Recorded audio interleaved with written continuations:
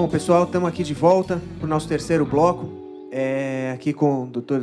Daniel, Dr. Martim, falando aqui sobre acesso, né, na lógica da atenção primária, no âmbito do SUS. Eu queria abrir, né, primeiro para o Martim, né, que, de uma certa forma, fechou uma discussão muito rica com colocações feitas pelo Daniel. Que estratégia que o médico, seja ele o médico de família, seja ele o médico clínico numa unidade, numa equipe de atenção básica, numa unidade tradicional, né? Que estratégia de ampliação de acesso você enxerga que podem, de uma certa forma, ajudar o profissional a se responsabilizar por um território, a se responsabilizar por esse cuidado, né, que você colocou tão bem no final da sua fala no último bloco? Acho que uma das poucas vantagens de você estar ficando gradualmente mais velho é você já ter acertado e errado muito na vida e ter visto várias experiências. Eu acho que passa por essa questão realmente do empoderamento, inclusive teórico dentro da universidade, para você enfrentar as situações práticas e entender isso. Então, essa dimensão que o Daniel traz, que acho que tem um primeiro conceito fundamental, a necessidade aguda do nosso paciente, ou o paciente mais crônico que agudiza, é responsabilidade, sim, nossa. Isso tem que ser colocado, né? A unidade básica de saúde não é aquele lugar que só faz vacina e atende hipertensão, faz puericultura, não. Ele tem que dar resposta aguda às necessidades da população. Partindo dessa premissa, existem, assim, eu particularmente vivenciei várias formas de tentar melhorar o acesso, nenhuma completamente eficaz, mas que deram respostas parciais, porque eu acho que tem um problema central, que é a questão do tamanho da área, que é um elemento dificultador, e a gente não pode naturalizar que um médico de família, uma equipe de saúde da família aqui chega a cuidar de 4, 5 mil pessoas. Isso é uma dificuldade. Agora, isso não é uma barreira para que não se faça nada, e que se atenda só de forma cartorial pacientes crônicos agendados. Posto isso, acho que tem várias situações colocadas. E o que se coloca hoje com mais força é a questão do acesso avançado, né? Tem várias experiências exitosas sobre isso. E uma premissa básica do acesso avançado é: resolva hoje o que aparece hoje. Isso é quase que um mantra, como o Daniel falou. E como eu vou conseguir isso? Né? Aí a questão de... Tem várias experiências que dizem que é justamente isso, é ter uma agenda mais flexível, com horários para esse acolhimento. Isso não é retroceder, pelo contrário, isso é garantir o acesso. Eu acho que exige também uma situação de muita capacitação e digamos, um ajuste fino entre todas as pessoas que compõem a equipe, do agente comunitário ao enfermeiro, auxiliar de enfermagem, ao médico. Qual é o papel de cada um nesse processo? Porque se essa questão do acolhimento recai só nos ombros do médico, vai ter uma dificuldade em garantir isso. Então, gerenciar essas questões todas são questões centrais. E tem várias experiências, né? Florianópolis, aqui unidades em São Paulo, unidades em vários locais do país, no Nordeste, que estão discutindo isso.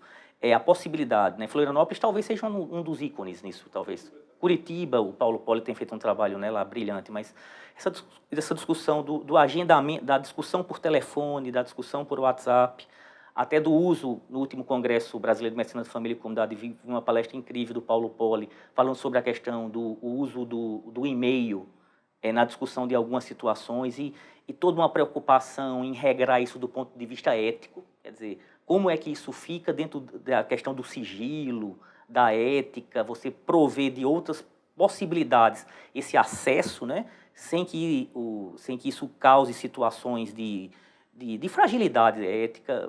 Mas eu acho que é tudo isso.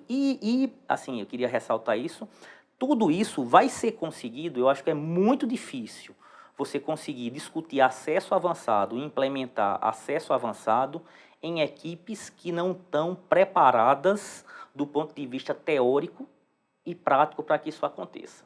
Então, a questão da, sem querer ser repetitivo, a questão da residência universal, obrigatória em medicina de família é uma questão central para dar o empoderamento teórico e prático para que isso aconteça de fato, né? Aconteça de fato e de forma eficaz e eficiente. Aproveitando a fala do Martim, Daniel, eu queria... ele falou, né, de uma das estratégias aí, que é o acesso avançado. conceituou mais rapidamente, eu queria que você aprofundasse um pouquinho, né, do conceito do acesso avançado e como que ele se, de uma certa forma, ele se representa, né, nessa realidade. Sim, Né? muito bom. Deixa eu só contar, né, acho que é terminar no acesso avançado, mas contar uma vivência que eu tive, dessas que impactam muito a vida, né, durante a nossa formação. Ali na residência médica, no meu núcleo de saúde da família, lá em Ribeirão Preto, onde eu fiz residência, era a angústia que todos vocês médicos que estão assistindo era eterna. Bater na porta, doutor, pode ver esse, doutor, e a agenda lotada, doutor, pode ver esse, as pessoas chegando. E ali, a ocasião que eu estava fazendo residência, era um serviço muito novo, eu falei, eu vou fazer o meu optativo em Porto Alegre, Grupo Hospitalar Conceição, o pessoal da atenção primária no Brasil, que tem desenvolvido há muito tempo e só pessoa boa tem lá. Falei, lá eu vou encontrar a resposta. Fui lá, vai eu para Porto Alegre, para descobrir como é que o pessoal do Conceição garantia acesso para a sua população, já que eles eram tão bons em atenção primária. Chegando lá, fui muito bem recebido, o professor Mário, e ele me deu a oportunidade de ir em várias UBSs. Qual minha surpresa foi que em cada UBS tinha um modelo diferente. Daí eu comecei a perceber, poxa, não tem a bala de prata, não tem a resposta. Eu vou sair daqui de Porto Alegre sem saber qual o melhor modelo de acesso e garantir acolhimento à população. Porque ali eu aprendi que o melhor modelo é o que a equipe é capaz de fazer para aquele território. Porque se é um território muito grande, 4.000 pessoas, e dessas 4.000 pessoas, 90% vivem em áreas sem saneamento básico, né? O perfil de morbidade e doença que vai bater a porta da UBS é completamente diferente do que eu ter, vou jogar um extremo, 1.500 famílias num bairro cheio de idosos, né? Então, a equipe ter noção do perfil de demanda, né? Isso eu também aprendi no Conceição, depois eu fui estudar. Então, para discutir a melhor forma de organizar o acesso, né? Organizar o acolhimento, é ter um diagnóstico de demanda, saber o que a minha população precisa, né? Daí, e quais as possibilidades para terminar no acesso avançado? Eu posso reservar a cada 3 consultas, ter uma consulta de demanda espontânea. Tem pessoas que formatam a agenda assim, e dão conta. Tem pessoas que 1 período por semana, 2 períodos por semana, tem agenda livre, só para demanda espontânea. É um outro modelo. Tem pessoas que das 7 às 9, da 1 às 4, é só demanda espontânea. E eu fui encontrando esses vários modelos. E cada equipe se organizava. Daí eu virei médico de família, fiquei 6 anos numa equipe de PSF, e o exercício que a gente tinha, mais 3 equipes, era experimentando todos esses modelos. À época ainda não existia o acesso avançado. Foi quando, de uma experiência mundial, né, foi trazida para o Brasil, a ideia de, escuta, vamos parar de agendar paciente? Se o paciente precisa da gente, ele vem aqui e a gente resolve o problema dele. Essa é uma das essências do acesso avançado, né? Então, termina assim, não é que não tem paciente agendado. Da agenda do dia a dia do profissional, 10 a 20, no máximo 30% são pacientes previamente agendados. O resto da agenda está livre. Então, o usuário sabe, aquela mãe sabe, se o menino teve febre à noite, ela vai lá, ela vai ser atendida. Porque a agenda do médico está preparada para isso, né? Então, isso é uma essência, uma questão bastante importante do acesso avançado, né? Da premissa de que o médico, boa parte do tempo dele, está disponível para a sua população, sem prévio agendamento, né? E vocês percebam a complexidade disso. Porque um agendamento, às vezes, garante aquele diabético que eu atendi descompensado, que tem nefropatia, né? E eu agendo para ele mês que vem, de uma certa forma eu estou garantindo que ele vai vir. E eu preciso vê-lo daqui a um mês, porque eu ajustei a insulina, por exemplo. Se eu falo simplesmente, ao mês que vem você volta, e ele não sai com uma terça-feira às 2 horas da tarde, aumenta o risco muito grande dele não voltar, né? Eu não tenho esse mecanismo de garantir retorno de pacientes que eu acho importante, né? Então, o acesso avançado tem esse risco. Então, é o que o Martim falou, ratificando, a equipe tem que estar muito bem azeitada nas suas relações, porque se eu vou chamar esse diabético de seu Francisco, se o seu Francisco não vem, a equipe percebe que o seu Francisco não veio, dia seguinte, mês seguinte, né? Isso é vigilância em saúde.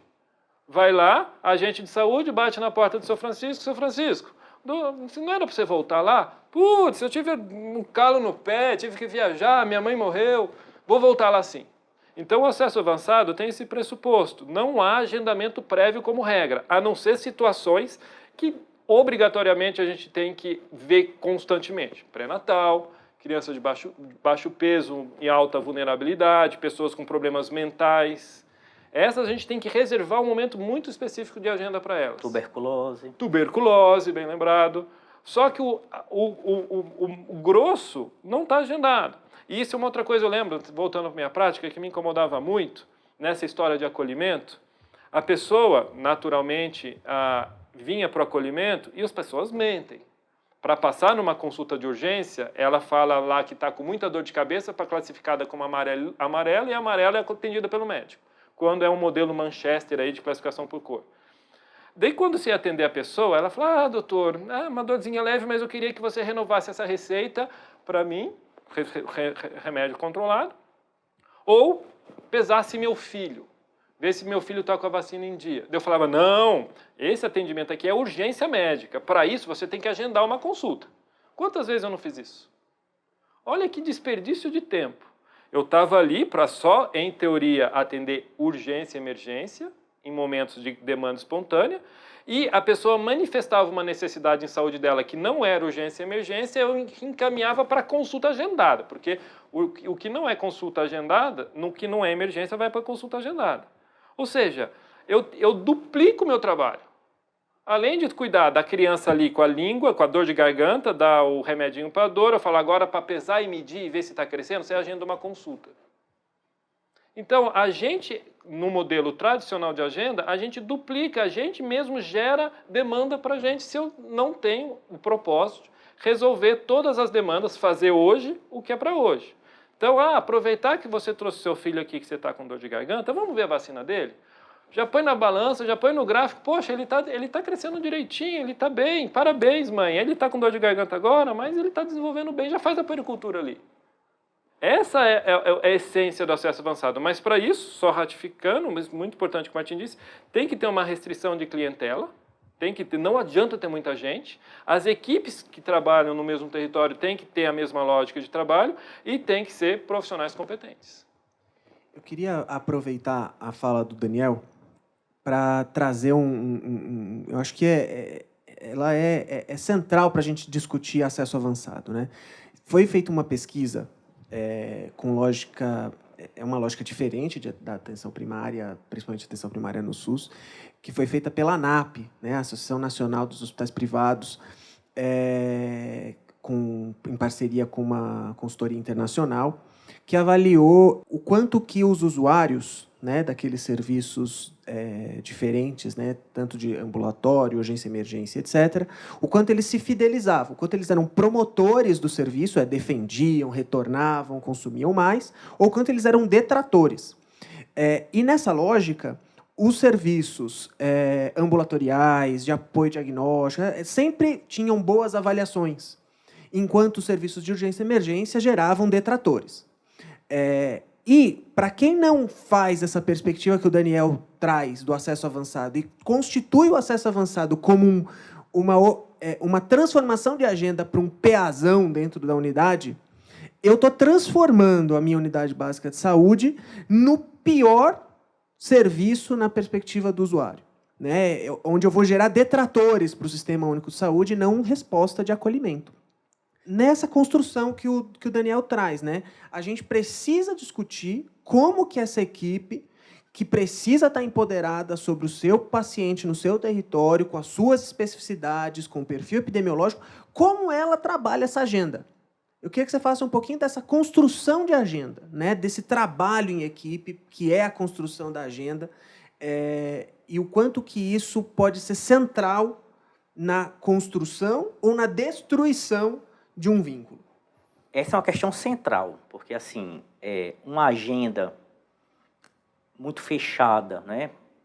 Muito dentro da caixinha. Terça de manhã é pré-natal, quinta à tarde é puericultura, que ainda é modelo em muitos... O hiperdia, o hiperdia. Então, uma agenda que quem pensou, não pensou porque o cara queria o mal da população. Quis pensar num território muito grande em garantir as prioridades e uma situação de acesso a quem era mais vulnerável. Então, assim, eu não estou desqualificando quem pensou assim. Durante muito tempo, eu atendia assim, defendia isso, e você vai lendo, e você vai tendo uma perspectiva que isso não é o ideal, não é? Porque, de fato, é preciso entender que dar resposta à população, né, seja do ponto de vista do gerenciamento de situações crônicas e agudas, são igualmente nobres. E a população só vai de fato referendar qualquer serviço de saúde se ela dá resposta. Não adianta eu discutir a Lei 8080 com quem está com amidalite. Quem está com amidalite quer ter sua amidalite bem tratada, né? Depois você vai discutir a Lei 8080 em algum momento lá. Mas, assim, isso é importante. O que é que eu acho que é problemático? Eu trabalhei em vários lugares no país, né? Rodo um pouquinho quando tem oportunidade, e você tem em muitos locais agendas e blocos que não tem, que os profissionais de saúde têm muito pouca autonomia para sua construção. São colocadas de uma forma muito estanque. Você chega e o médico no primeiro dia que está lá, o enfermeiro no primeiro dia que está lá, depois de um dia, tem consultas agendadas para 3 ou 4 meses. E se eu quiser conversar com o meu médico, eu vou ter que mentir e dizer que estou com dor de cabeça, porque simplesmente a agenda não comporta. Então, acho que tem essa questão de agendas muito herméticas, muito fechadas, que dão pouco possibilidade de planejamento, de autonomia para a equipe. Ela é um elemento extremamente dificultador para que a gente garanta o acesso adequado para as equipes. Então, assim, eu acho que tem que ter um movimento duplo, né? Essa questão do empoderamento das equipes, que sim, isso é possível, e bancar isso, e uma discussão com os gestores, na perspectiva que sim, isso é possível, isso dá resposta, e gestores com a coragem necessária para fazer essa transformação, dialogando com a população, dialogando com os conselhos de saúde locais e tentando fazer com que isso, de fato, seja execuível, seja possível, porque na maior parte, né, assim, infelizmente, na minha perspectiva, a questão do acesso avançado ainda são experiências pontuais que existe na grande rede do SUS. Na maioria dos locais, se trabalha com a agenda fechada, em caixinhas, com blocos, nessa perspectiva de 3 consultas agendadas para um encaixe, 2 para 1, e você tem essa situação de muitos profissionais e muitos gestores dizendo, não, mas isso aqui, ó, atenção primária é muito legal para fazer prevenção e promoção. Isso é um dos discursos mais arcaicos que tem, assim. Não, você vê gestor falando, eu vou investir em atenção primária, em estratégia de saúde da família, porque eu quero melhorar a prevenção e promoção. O cara não leu o mínimo que se espera do princípio da integralidade, que é garantir um acesso qualificado e resolutivo. Deixa eu só acrescentar, porque acho que ir um pouco além, que eu acho que a sua colocação ela é vital no sentido da preocupação, e muitos profissionais de saúde têm, da transformação de UBS em pronto atendimento, né? Que, eventualmente, pode-se entender que um modelo de acesso avançado favorece isso, né? Que a partir do momento que o médico não tem uma agenda, tem 70% do tempo dele livre para atender quem chega lá passando mal, se ele reproduzir o que ele faz no pronto atendimento, ele pode estar trazendo essa desqualificação para o serviço, né? E como não fazer, né? Como, primeiro para o médico perceber que, e muitos relatam, né, quando a gente fala isso, mas a saúde da família vai perder sua essência, que é ouvir o paciente, ou abordar a questão como um todo, etc. Se eu ficar só tratando dor de garganta, diarreia, encaminhando o paciente infartado, só lidando com demanda aguda, né?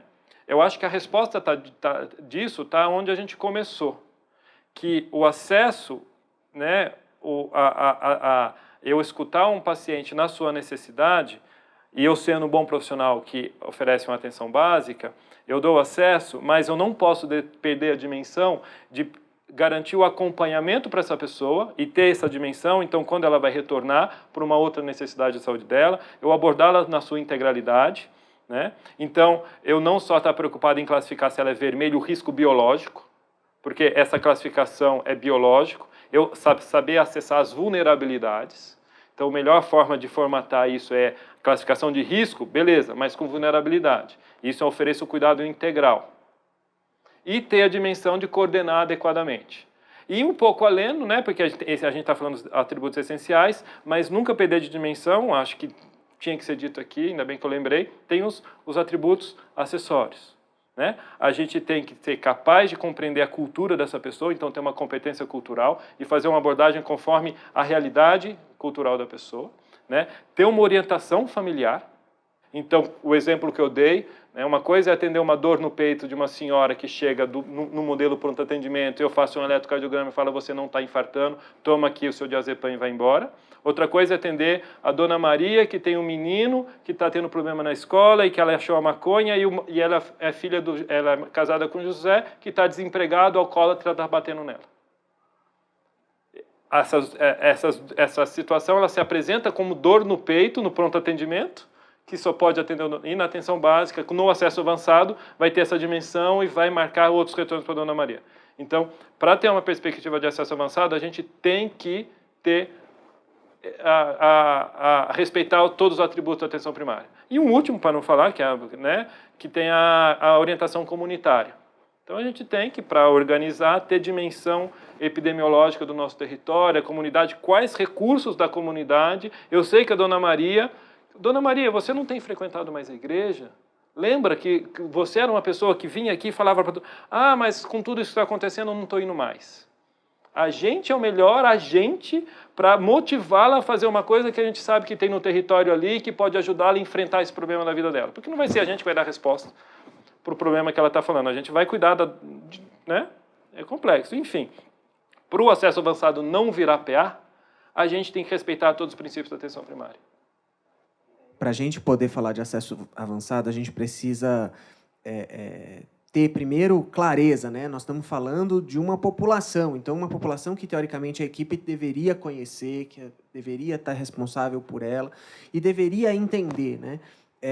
Pensando nos atributos que o Daniel falou, né? Do mesmo jeito que é deletério ficar pensando naquele conceito antigo de só trabalhar prevenção e promoção e a pessoa chegar na unidade básica de saúde com uma dor no peito e não ter a disponibilidade de fazer um eletro para saber se é um infarto, é tão deletério quanto, e acho que o acesso avançado traz essa resposta para nós. Né? A problematização que nos leva ao acesso avançado traz essa dimensão para nós. Que é tão deletério quanto transportar esse paciente para um PA para fazer só o eletro, quanto eu fazer só a questão de, porque ela não foi na igreja, não sei, esquecer de fazer o eletro. Eu preciso de um lugar onde eu faça as duas coisas. Né? Onde eu consiga ter a dimensão de risco, mas que eu consiga ter a dimensão de que a dona Maria, o seu Francisco, ou quem quer que o valha, esteja... É uma pessoa, né, que está inserida numa comunidade, que está inserida na sua vida. Eu queria abrir para que vocês pudessem fazer considerações finais sobre o tema, já agradecendo. Né? Primeiro, o Martim, né? Queria que ele pudesse falar um pouquinho sobre sobre acesso, fechando um pouquinho, para a gente poder se despedir aí dos nossos alunos.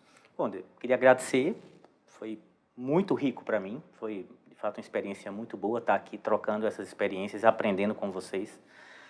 Eu acho que o acesso ele é um ponto central que junto com os outros pilares, exatamente como a gente discutiu, ele garante um sistema resolutivo, que gere cidadania, que gere sensação de pertencimento, que seja um avanço civilizatório. Todos os outros atributos que o Daniel colocou tão bem na atenção primária e nos outros setores são igualmente fundamentais. Qual é a questão central do acesso? Ele é o primeiro. Sem ele, os outros não acontecem.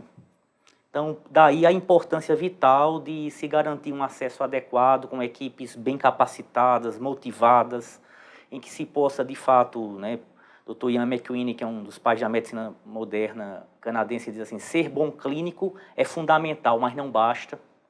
Então, a excelência clínica aliada a esse olhar, né, mais generoso é fundamental. A questão do trabalho em equipe, eu acho que muitas vezes a gente peca nisso, tem pouca tecnologia e disponibilidade para tentar, de fato, exercícios interprofissionais mais produtivos. Muitas vezes a gente utiliza, talvez na forma não mais eficaz, as pessoas que trabalham no NASF para discutir acesso. Muitas vezes o agente comunitário não é a pessoa central colocada nessa discussão como um elemento que pode ajudar a discutir isso. Acho que o acesso, o papel do médico é fundamental, mas também partir para uma visão de trabalho em equipe e mais coletiva sobre as múltiplas portas, né? A resposta não pode estar só no médico, pelo tamanho da área, inclusive, e está disposto a aprender e a evoluir. Eu acho que a cada ano a discussão do acesso fica mais sofisticada, fica mais instigante, e a gente vai trilhar esse caminho de tentar estar sempre implementando em prol de quem é realmente importante, que é a pessoa que nos procura. A questão central é oferecer um serviço de qualidade para quem procura o Sistema Único de Saúde. Bom, eu vou ser breve porque acho que eu falei demais também. Mas eu só queria deixar um recado para os profissionais que estão nos assistindo. Se vocês, por um acaso, não se veem na prática profissional de vocês discutindo acolhimento, tem alguma coisa errada. Ou vocês não estão na atenção básica, ou a atenção básica onde vocês estão não estão funcionando. Se vocês estão lá se debruçando, sentindo o frio na barriga, discutindo sobre acolhimento, eu falo acolhimento porque esse é o senso comum, né? É isso. Está no lugar certo, né? E tem que qualificar essa discussão, né? Porque a atenção básica é acolhimento, né? Para usar esse termo, né? Daí o mais correto é o acesso mesmo, porque o acolhimento traz outras dimensões, mas enfim, façam um exercício, percebam onde vocês estão, né? E o que vocês estão fazendo. Se estão se debruçando como oferecer o melhor acesso à população, parabéns. É isso. A gente vai fechando por aqui. Queria agradecer a vocês que estão nos assistindo, agradecer aqui aos meus amigos que compartilharam conosco aí essa conversa.